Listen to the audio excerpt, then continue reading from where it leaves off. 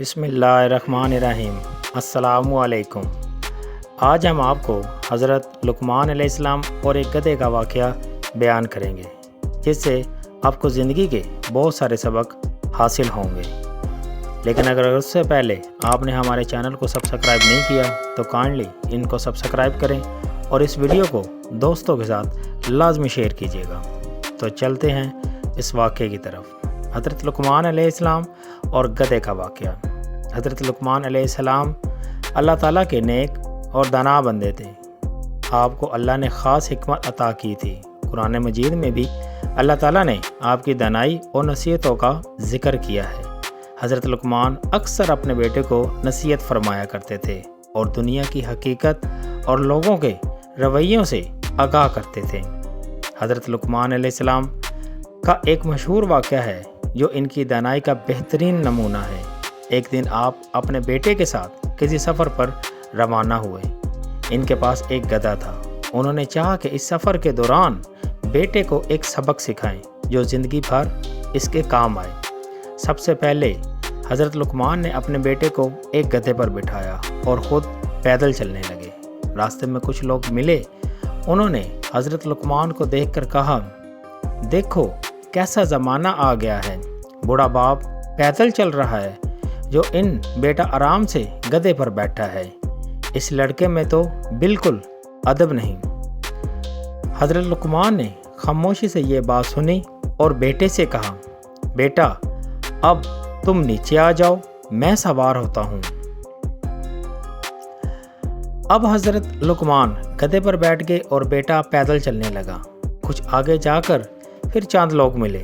انہوں نے کہا، کیا باپ ہے، یہ تو خود آرام سے سوار ہے اور معصوم بچہ دھوپ میں پیدل چل رہا ہے، ذرا بھی رحم نہیں آتا۔ حضرت لقمان نے مسکرا کر اپنے بیٹے کو دیکھا اور کہا، چلو بیٹا اب ہم دونوں سوار ہو جاتے ہیں۔ اب دونوں گدھے پر سوار ہو گئے۔ ابھی تھوڑی ہی دور چلے تھے کہ کچھ اور لوگ آ گئے اور کہنے لگے، کیا ظلم ہے، دونوں مل کر ایک بے زبان جانور پر سوار ہو گئے ہیں۔ کیا اتنی بھی عقل نہیں کہ گدھے کی طاقت بھی کوئی حد ہوتی ہے؟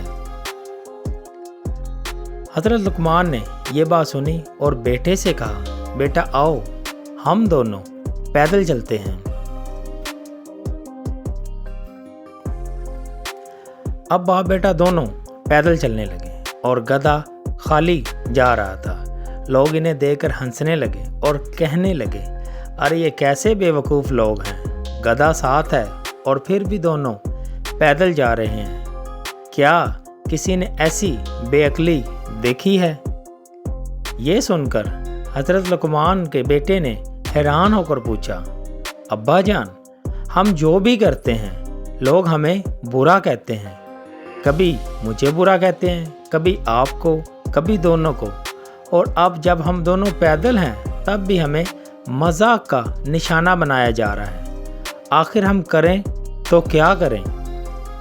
حضرت لقمان نے مسکرا کر بیٹے کا کندھا تھپ تھپایا اور کہا، بیٹا یہی سبق ہے تمہیں دینا چاہتا تھا۔ دنیا میں تم کچھ بھی کر لو، لوگ تنقید ضرور کریں گے۔ اگر تم لوگوں کی باتوں پر واہ کرتے رہے تو کبھی سکون سے نہیں گزار سکو گے۔ اس لیے جو بات تمہاری ضمیر کو مطمئن کرے اور جو اللہ کو پسند ہو وہی کرو۔ لوگوں کی رضا کو کبھی معیار نہ بناؤ، کیونکہ لوگوں کو راضی کرنا کبھی ممکن نہیں۔ اس واقعے سے ہمیں کیا سبق ملتا ہے؟ اس واقعے سے ہمیں یہ سبق ملتا ہے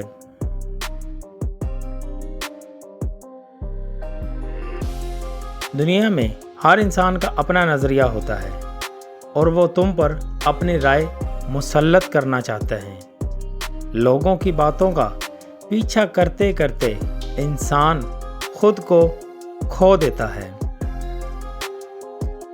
سچی کامیابی یہ ہے کہ انسان اپنے رب کو راضی کرے، نہ کہ ہر کسی کو خوش کرنے کی کوشش کرے۔ اگر دل مطمئن ہو اور کام تندرست ہو تو لوگوں کی تنقید سے ڈرنا نہیں چاہیے۔